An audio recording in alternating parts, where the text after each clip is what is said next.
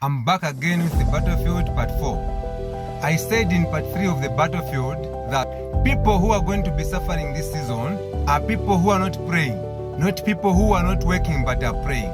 Even people who are working but are not praying, they will be suffering.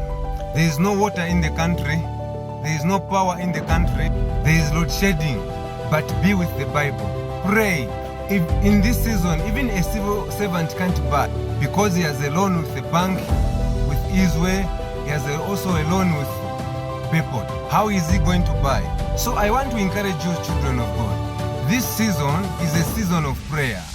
Whoever is not praying will suffer. And you cannot condemn HH because of load shedding. It's just a drought. It's a drought. We are just in a season.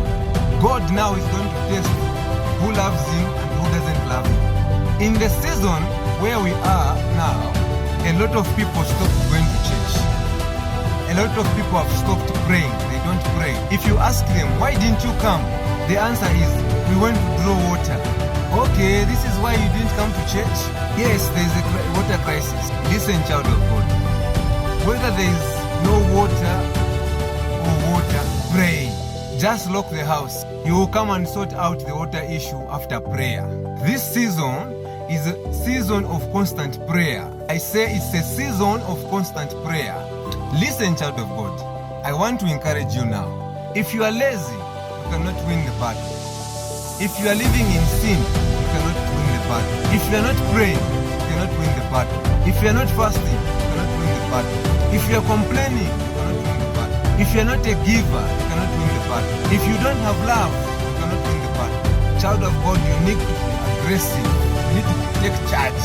This is a season of prayer. Pray. Now, what are the enemies of winning the battle? What are they? What are the enemies? What are some of the enemies of winning the battle? Number one enemy is lack of prayer. Jesus rebuked the disciples. Your people of little faith. Why have you failed to cast out the demon? Because the disciples failed to cast out the demon. So the fact went to Jesus.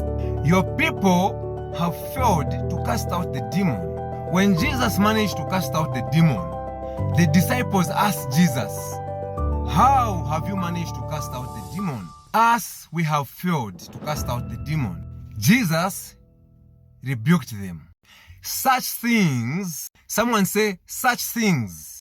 Such cannot go without prayer and fasting. There are some battles that cannot live your life without prayer and fasting. Not until you fast and pray